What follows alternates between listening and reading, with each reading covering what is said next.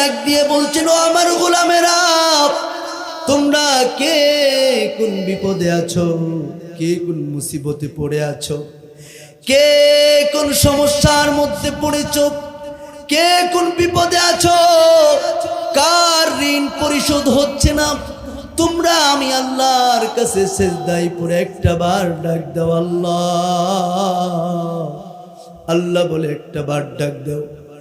আল্লাহর নবী বলেন, আল্লাহ বলে ডাক দেওয়ার সঙ্গে সঙ্গে যিনি কবুল করে নেন তিনি কে? জানি না কোন মায়ের সন্তান হয় না, শেষ রাত্রে যখন মানুষ ঘুমিয়ে থাকে, আল্লাহর সিজদায় পড়ে আল্লাহকে একটা বার ডাক দিয়ে বলো আল্লাহ। আল্লাহ বলেন, গোলাম আমাকে ডাক দাও, আমি তোমার সন্তান দিয়ে দিব। আল্লাহ বলেন, আমি সন্তান দিয়েছি, কিন্তু সন্তান বেয়াদব বেয়াড়া হয়ে গিয়েছে, সন্তান নেশা করে, সন্তান আমার কন্ট্রোলের বাহিরে চলে গিয়েছে। একটা বার সিজদায় পড়ে আল্লাহকে আল্লাহ বলে ডাক দাও আল্লাহ, আল্লাহকে একটা বার আল্লাহ বলে ডাক দাও। আল্লাহ বলে, শুধু একটা বার আমাকে ডাক দাও, আমি তোমার সন্তানগুলোকে বেয়াদব থেকে আদবওয়ালা যিনি বানায় দিবেন তিনি কে? যে পশুকে আমার আল্লাহ যৌন চাহিদা দিয়েছেন,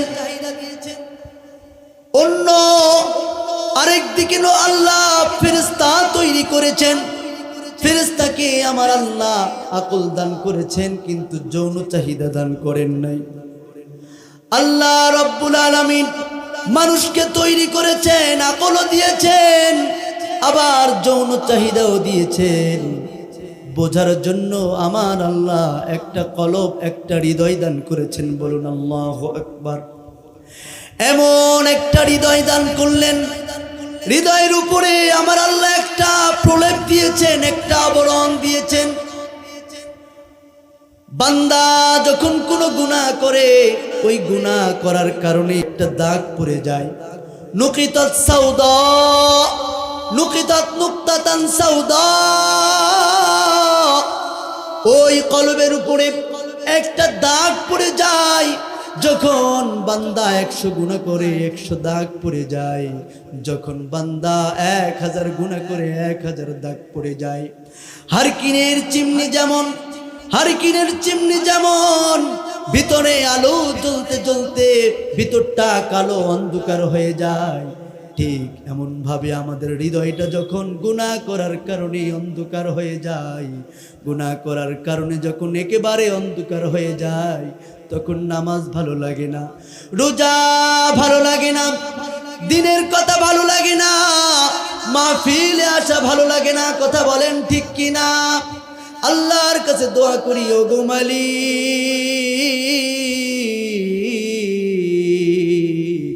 দয়া করে আমাদের হৃদয়টাকে আজকের মাহফিল থেকে পরিশুদ্ধ করে দাও, আমাদের হৃদয়টাকে একেবারে চকচকা ঝকঝকা করে দাও। আগামীকাল ফজর থেকে যেন আমরা 5 ওয়াক্ত নামাজ আদায় করতে পারি। সকলে বলি আমিন। দুনিয়া থাকার জায়গা না, দুনিয়া বড় স্বার্থপর, দুনিয়া আপনাকে থাকতে দিবে না। দুনিয়া ছেড়ে কিন্তু একদিন চলে যেতে হবে। এমন একটা মুহূর্ত আসবে যেদিন আপনার জীবনটা থেমে যাবে, যেদিন আপনার হায়াত ফুরিয়ে যাবে, সেদিন আপনার নাম ধরে কেউ আর ডাকবে না। সেদিন সবাই বলবে, লাশ আসছে, লাশ আসছে। একটু দিলটা নরম করে বোঝার চেষ্টা করবেন। সেদিন আপনাকে শোয়াই দিয়ে গোসল করানো হবে। প্রতিবেশী, আত্মীয় স্বজন, প্রিয় মানুষগুলো একে একে আপনার বাড়িতে আসবে। এসে তারা বড্ড তাড়াহুড়া করবে, এসেই বলবে কখন জানাজা হবে, কখন লাশ দাফন করা হবে, লাশ কখন দাফন করা হবে। আপনাকে তাড়াহুড়া করে গোসল দিয়ে জানাজার সামনে নিয়ে চলে যাবে। জানাজা হাজির হয়ে যাবে। ফজর পড়েছেন ইমামের পিছনে, জোহর পড়েছেন ইমামের পিছনে, মাগরিব পড়েছেন ইমামের পিছনে, এশাও পড়েছেন ইমামের পিছনে। ঈদের নামাজ কিংবা জানাজার নামাজ সবগুলো আপনি নামাজ পড়েছেন ইমামের পিছনে। আজকে আপনার জন্য এমন একটা নামাজ দাঁড়ায় যাবে, আল্লাহর নবী বিশ্ব নবী সাহাবায়ে কেরামদেরকে সামনে নিয়ে বলেন, সাল্লু ক্বাবলা আন তুসাল্লা আলাইহি।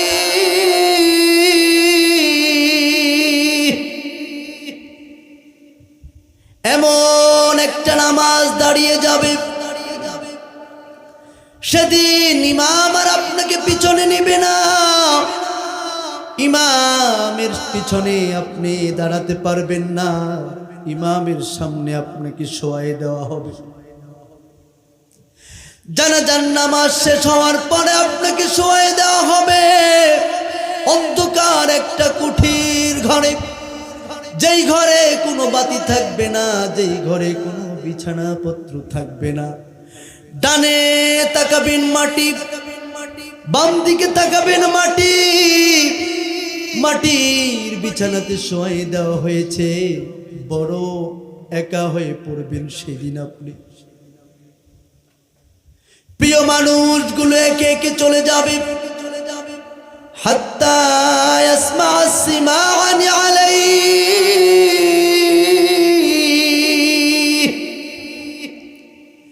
পায়ের আওয়াজগুলো শুনতে পারবেন, কিন্তু কাউকে আটকাতে পারবেন না। সন্তান সন্তানের মতো চলে যাবে, বন্ধু বান্ধব তাদের মতো চলে যাবে, প্রিয় মানুষগুলো আস্তে আস্তে চলে যাবে। 40 কদম যাওয়ার পরে মুনকার নাকির কবরে এসে হাজির হয়ে যাবে। মুনকার নাকির এসে অতি সিম্পল কিছু প্রশ্ন করবে, একেবারে অতি সিম্পল কিছু প্রশ্ন। মুনকার নাকির যখন প্রশ্ন করবে, প্রশ্নের উত্তর দিতে যদি না পারেন, সঙ্গে সঙ্গে অন্ধ ফেরেশতা নিযুক্ত করা হবে। আপনি কোন দল করেছেন দেখা হবে না, কোন নেতার পিছনে ঘুরেছেন দেখা হবে না, কোন মানুষের পিছনে চলেছেন তাও দেখা হবে না। শুধু যদি উত্তর না দিতে পারেন, আল্লাহর নবী বিশ্ব নবী বলেন, ফায়াদরিবুহু দারবাতাম বিল হাদীদ,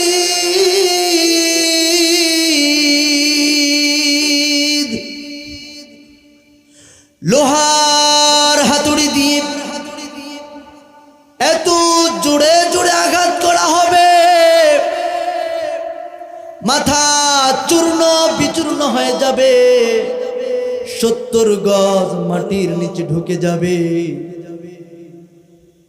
হাত্তা ইয়াসিহু সাইহাতান, এত জোরে জোরে চিৎকার মারবে,